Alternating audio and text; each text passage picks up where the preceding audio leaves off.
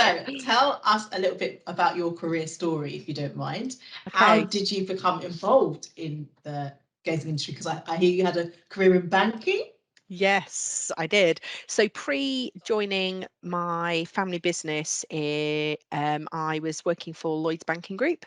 I worked there from school age, I guess. When I had my fourth child, Mabel, it made sense to cash in, if you like, on my tenure of service of Lloyd's, because they were always going, does anyone want the redundancy package? Me today. I So I took see. it, and then I fully fledged invested myself in our family business. And what we've done is each year, I mean, I think we've been working here now for sort of 4 or 5, nearly 5 years full time, is try to set reasonable growth plans. So rather than just kind of chuck resources stuff, we look at efficiency. We're always measuring efficiency and how to get the best out of the installation teams we've got.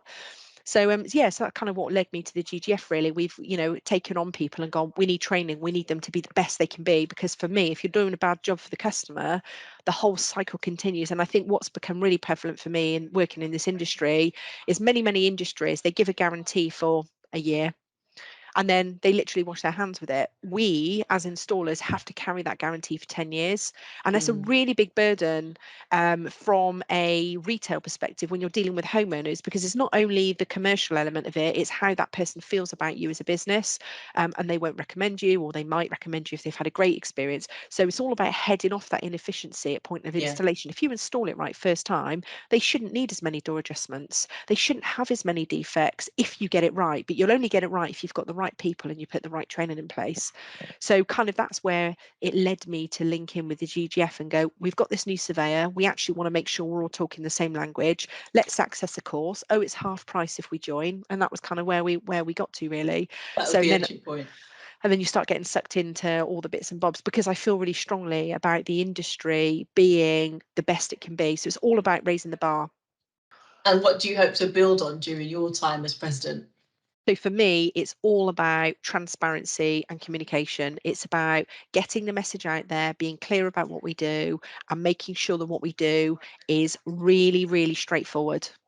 If it's not straightforward and we can't communicate it clearly, then it's not the right thing to do. I think for me, I'm hoping as an output of that, it will drive up engagement from members, and we'll start to get some more useful information around what a member really values and what they find helpful and beneficial to their business.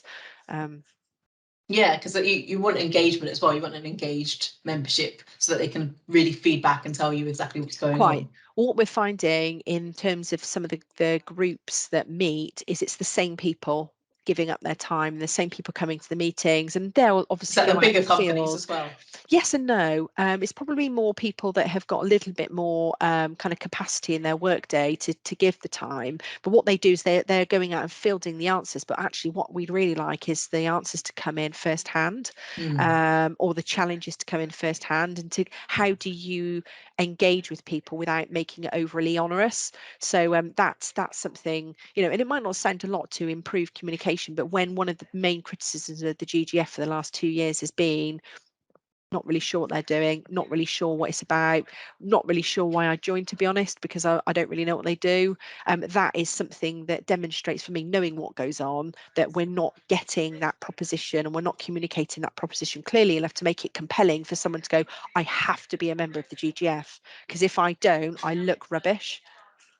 So I miss out on these things. Yeah, exactly. Yeah, absolutely. I mean, for me, if I could achieve growth with the membership during my time, that would be a massive win for me, because I really believe in collaboration and bringing everybody into the fold, regardless of background, turnover, where you're from, where you live, whatever. If you're there to do the good job and you want to do the right thing, then you should be part of the gang, as far as I'm concerned. So your president, when does your presidency actually begin? Is it next year? 1st of January. So I have been vice president to Tony Smith all of 2022. Yes. I was elected at the end of 2021. So I've spent this whole year shadowing Tony, being involved in the kind of the core operation, supporting the executive team, obviously getting involved with the team and, the actual the doers, the people that do the work as well. I have then obviously a really big piece of work to take on in January in terms of what do I want my legacy to be? But it's less about me and it's more about what do we want the business to achieve, Absolutely. and how do I want to steer the board of directors and the executive team to achieve what the members need, as opposed to me personally. I'm personally not getting anything out of this. This isn't really about me. This is about. And you're running your business at the same time as Yeah, well. absolutely. So Yeah, I really haven't got any time for any BS. So it's all about add value to my day. Make sure it's useful, and everybody yeah. wants to be there to contribute something. So let's make sure we pull all that through and get that out of them. I know it's not about you in a way, but you will be the face of it from as of next year. Yeah. Do you know So what? it will be It's funny. historic You because you're said the first this. woman. Oh my God, I am. I So am. before you even begun in day I'm one, probably the people are going to youngest one have a as well. view. For me, it's about the industry, getting the best at the industry. If my installation business is connected to an organization that demands a high output of quality, that's a benefit to me. But that Absolutely. doesn't just benefit me personally, it will benefit, I don't know, 9,000 other installers, hopefully. In an ideal world, what should the glazing industry look like or be aiming towards? And how close are we to that ideal? Customer centric every time. Yeah. Customer centricity is it. If you look at any marketing business that's doing well, or you look at any website or business development in business, they all talk about user experience. Everybody, it's the buzzword. And it's not because it's a new thing, it's because we've only just realized if we keep trying to hit people with the same thing over and over again, people have access to Google now. They can figure it out for themselves. You can't bluff, you can't blag. If you're not straightforward and honest and you're not focusing on the customer, you will lose every time. And then you're back to slinging mud at the wall. So there's no point in doing that because nobody wins at that situation, because all you do is drive the price down in the industry. What we should be aiming for as an equilibrium for the industry is honest trading, high integrity, and customer centricity. If the customer is central to everything we do, the rest of the money looks after, everything else looks after itself. And how close are we to that? I think we are We're a getting lot there. further forward than what we were originally. I think there has been a realization that actually the customer holds quite a lot of power in terms of consumer law. There's a lot of laws and protections for customers. I think that a lot of the ways of old, in terms of stack 'em high, sell 'em cheap, I think there's a realization actually that pressure selling won't work anymore. People have access to communication mechanisms. They talk about things on forums. There's lots of things out in the public domain that prevent people from adopting that approach. It's not perfect, but I think the appetite to change is high, and I think it's just a case of timing. Everything with culture takes time. So true.